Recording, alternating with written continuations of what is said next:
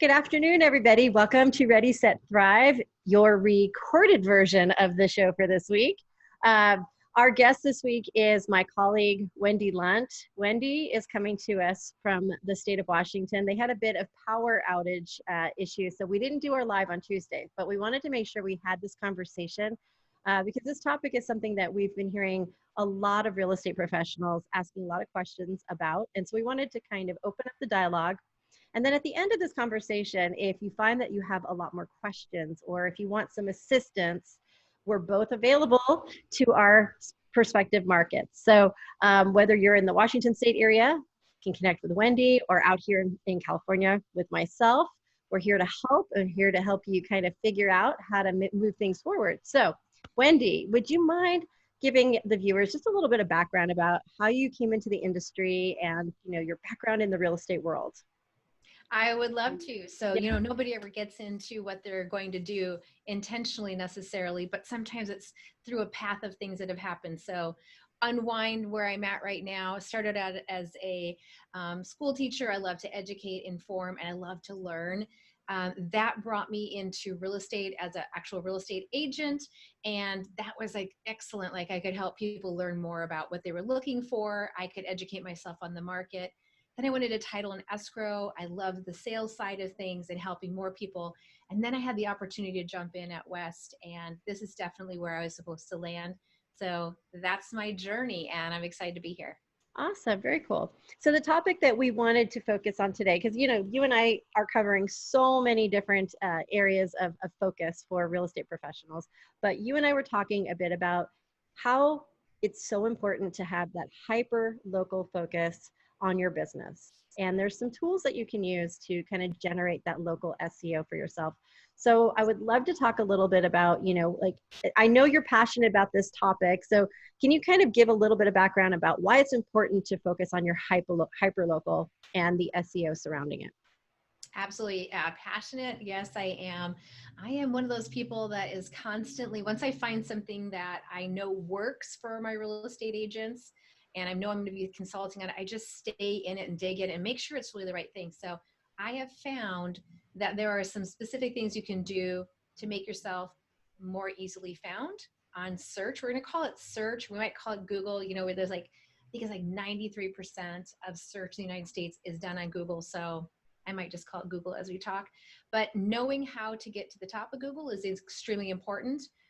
Real estate is a competitive industry. And so if you know the hacks and the tricks, you're more likely to show up and get those come list me phone calls, which I think everybody wants. Right, absolutely. So let's talk a little bit about the tools. So what are some of your favorite, or let's talk about your number one favorite tool for dialing in that local SEO. What would that be for you? Well, I think it's going to have to be Google My Business. Okay. And Google My Business, it's a free tool. At least it is today, right? It has been for a while, but you never know when it's going to be monetized. True. But what it allows is for the person that's searching to find the real you. So if your name is similar to an artist, an author, a sports figure, someone who's passed away, and all those different things, you want to make sure that when someone's searching for you, whether you're referral based and they want to refer you and the person looking for you finds the real you, or maybe it's a past client, you want them to search and find you because honestly, they probably don't have your business card anymore. It's not something they saved. So I really was looking for the way to make real estate agents shine and show up at the top of search, because that to me is like the beginning. It's where everybody starts. I mean, we literally search for every question, Yes. everyone we're looking for. Absolutely. I mean, and why not use something that, Google's obviously going to give the best preference to its own tools. So you probably want to use the tools that they lay out in front of you versus anybody else's, right? So Absolutely. If you're talking about ranking on that particular search engine. So do you have some steps or some strategies that you like to make sure that when you're optimizing your profile that you have in place? What are your kind of top tips in those areas? Okay, awesome question. So first, make sure that someone else hasn't already claimed your business's name.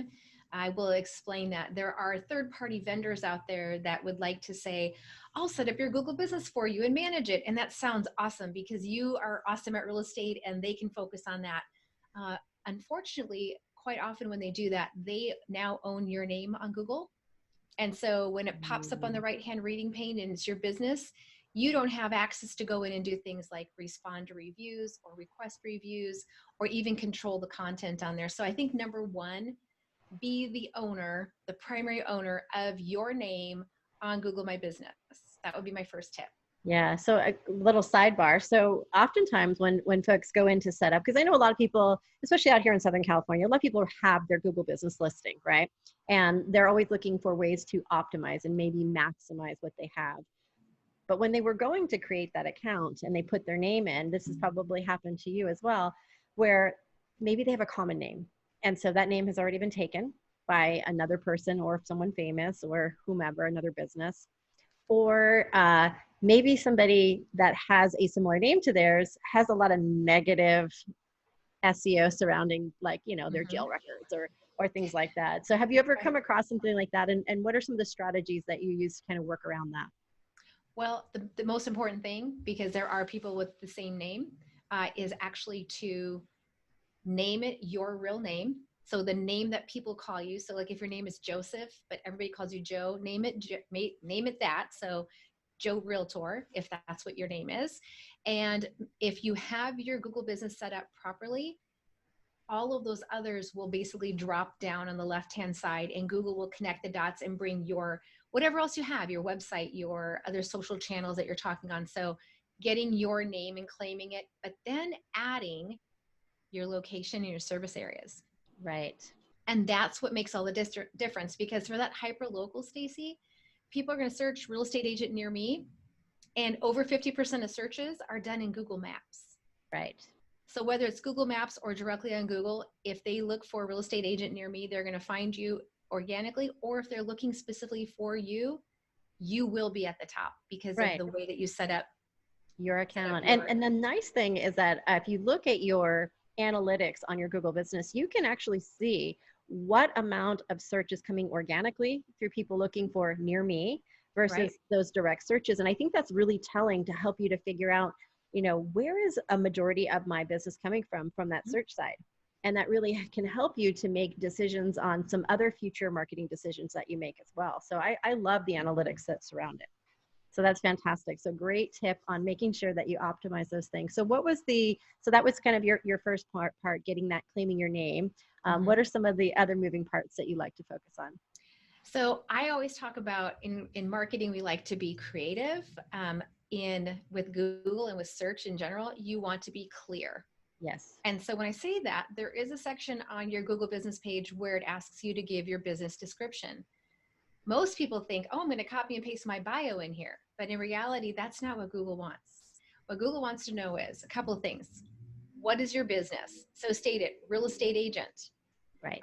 Who are your clients? Homeowners, home buyers, real estate investors, any of those types of people. And then what do you offer? You know, real estate services, including, and then what specialties do you have? Are you an awesome negotiator? People are going to look for, you know, real estate agent with negotiation skills, real estate agent with staging skills, or maybe even adding a few location words. Like if you have a very specific neighborhood or city that you want to show up, don't waste those 750 characters. Get really clear. It's gonna lead them back to your website and they can read your full bio there. But we want to make sure we're clear versus creative when it comes to Google. Absolutely. And those characters, you want to maximize those with the most important keywords and long tail search, right? You want to make sure that you're creating that natural language and flow, but making sure it's containing the things that people are actually searching for. So that's a valuable space. I know a lot of times people will say, oh, there's so much there. I don't need all these characters, right? Like, you want to use more characters. That's a good thing for you. Absolutely. Yeah. Awesome. Okay. Awesome. Let's keep digging. I'm loving this. Okay. This is one of my favorite topics, so thanks for asking. So there's another thing that you really have to focus on when it comes to search and SEO specifically is your NAP. So not this kind of NAP, but if that helps you remember, NAP is name, address, and phone number. Right. So why I say that, there's one of the biggest problems for all of us, right? Is that maybe we've moved addresses. Usually we keep our same phone number, but maybe we've named ourselves different ways across the years. Yeah. A couple of years ago, we'd say, in your Facebook business page, use like a location name as part of your name, like, Seattle real estate broker, such and such. Right. Now it's getting to the point where clear is Yeah. more important than the long tail piece for your name. So your name should be your first name, last name, what people call you. Right. Your address needs to be identical. And I know it sounds crazy, but if you've spelled out the word street, maybe on your Zillow profile, and then on Google, you've spelled out ST, it doesn't match. Right. Google is not gray. Google's like, this is it or this isn't it. And that goes for all search engines. And then your phone number, be consistent with the exact phone number that you're going to use, the one that people call you and say, hey, how's it going? Like the phone number that you're going to use. So get that consistent. And the way you should do that, Stacey, is just search your name and see all the citations where you show up and see, is it the same? If not, pick one naming convention for all of that and then duplicate that across everything. That will actually increase SEO for you. Absolutely. And that's such a great trick. And I want to kind of touch base back when we were talking about if your name is taken. Like you said, sometimes other companies that want to do it for you, they'll claim it, or there's other people that have your identity already. One of the things that you might have to do is if you are in a specific industry, whether that's real estate or some other industry, you may have to just add that word in there if your name is already taken. So that way they're like, no, I want the one that's in real estate. So that's kind of a workaround that some of the folks have had to do when unfortunately, that name is not available for them. So you have to have that kind of plan B and be ready to work around that. Mm-hmm. So great. So that's a great tip to be able to go in and make sure that you're using the same naming convention across the board. So that way you can make sure you skyrocket that SEO, help that hyperlocal. As far as other little tricks, is there any other secret ninja tricks you want to share? Well, let's go back to hyperlocal because we all want to get the phone calls, right? Come list me, come help me buy. So geotagging your images is huge for this. In fact, this is the way that most of the real estate agents that attend my training get their the phone calls, right? So you just need to find a geotag tool that you like to work with. And when I say image, it's anything you've created on Canva or WordSwag, any photo that your photographer has taken, any graph that you're going to use. Like if you're going to like put a stat out there, like here's what house prices are doing right now, anything that you're going to upload, make sure it has coordinates. And here's the little trick. They don't have to be the coordinates of where that image was created or taken. So if you want to show up in, Gig Harbor, Washington, and get referrals from Google. And the way I look at this is Google can be your digital referral business partner. It's helping you digital door knock.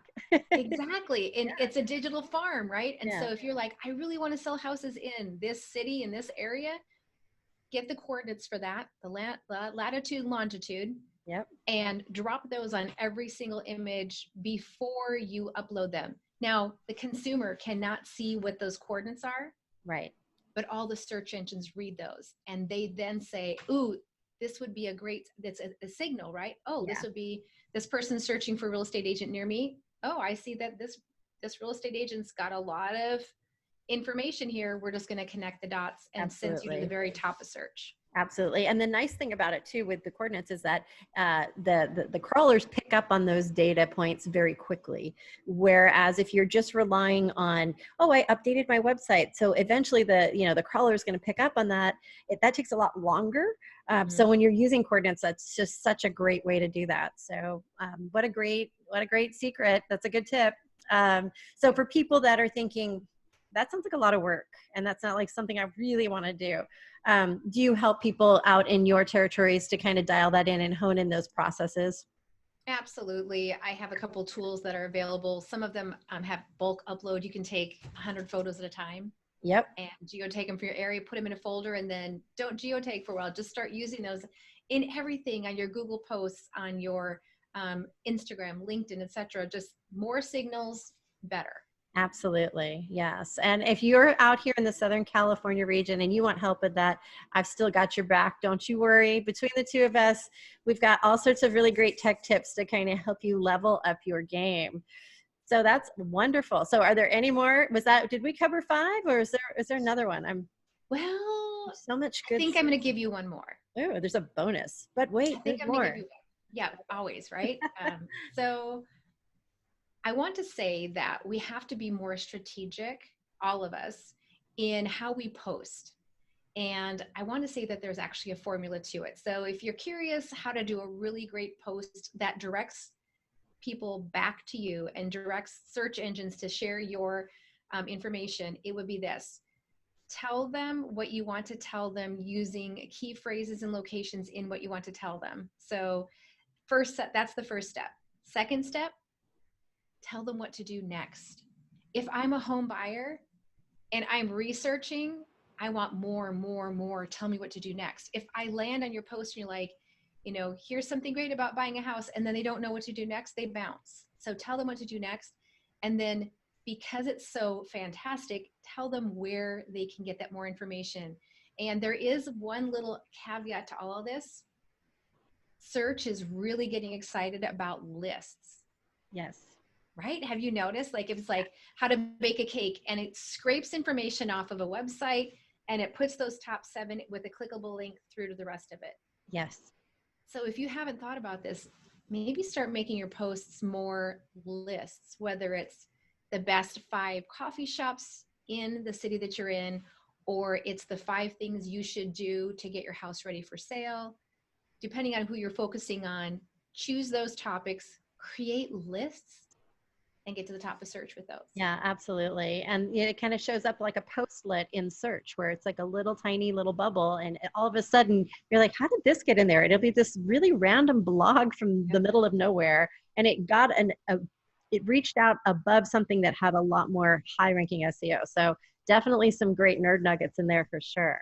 Thank So you. I absolutely love that. So out of curiosity, obviously you can get reviews on your Google business listing. And, oftentimes real estate professionals are having a hard time figuring out like, where is the best place to get my reviews? For years and years, it was always, you had to get them on Zillow. And then it was like, oh, I feel like I have to get these on Yelp, or no, maybe it's realtor.com because I bought leads over there. Oh, but now Facebook has, places that you can get reviews as well. But my website also has this plugin that I can get reviews. So Right. For me anyway, I think to myself, well, in today's, where does everyone go when they look for information? They go straight to Google. And the fact is, the more you get reviews on Google, it will absolutely help you to be seen, right? Help you to get that reach. So if you're an agent that has been established in the industry for a while, how long should you be going in and getting reviews over on your Google profile, on your Google business listing, before you allow yourself to kind of open up and do more reviews elsewhere? Oh my gosh. Okay. So this is what I know. You want more than your competition. And how do you find out what your competition has? While you're in the middle of your market, just go in and search real estate agent near me. There's going to be 3 that show up at the top of the map pack. The top 3 have done this right. They have more reviews that are 4-star and above than the rest of their competition, plus more photos geotagged to their area compared to their competition, and they have more posts on their Google business page. So that's the recipe if you're trying to figure it out. It's photos, posts, and reviews. So if your competition has 50 reviews, you should keep going until you've got 75 or 80. Just keep pushing That's through. absolutely. And if you've done a really good job, if we rewind what I was talking about your NAP, if you've done a really good job where all those other review sites are and you have your name, address, phone matching, Google will scrape those and bring those to the front of your Google business page as clickable links. Yeah. And it'll show off how many stars you have and how many reviews you have on those sites. So Right. that would be my answer. It's not an actual number, it's more. Yeah, and no, and it's so true. And you are so absolutely right that data has to match precisely, or else it will not pull in those clickable, because you'll have some people that say, wait a minute, how did this one get these little clickable icons and mine doesn't have that? What do I do? And then if you Google about it, you'll find all these different sites saying, oh, well, if you use our service, you'll get it. Oh, right. And that's Right. not true. It's simply not true. You know, and it's one of those things where if you have to do all the things right in order to kind of get that natural result, it just takes time. So thank you for helping dive into all of these nice next level ninja hacks. For anybody who has a listing on Google, you really want to make sure that you're optimizing. And, you know, we'd be more than happy to help you identify what areas within your, you know, there's so much more beyond even what we talked about that you can do, but we don't want to overwhelm you with too much in this one conversation. No. But we'd love to help you and roll up our sleeves to kind of help you dial that in. So, Wendy, thank you so much for taking the time. I know that you are, you know, trying to get all the different moving parts, taking time away from your clientele just so you can meet with us. I really appreciate it. It's awesome to have a colleague like you. So thank you so much. I And really enjoyed it. Thank you for having me. of course, of course. And if you're watching this video, thank you so much for taking the time to dial into the Ready, Set, Thrive series. And come back again next week and the week after as we continue to have guests that are going to help you to optimize your business and figure out ways to just be ready to get set and thrive in your business. Thanks so much. Have a great afternoon. Bye. Bye.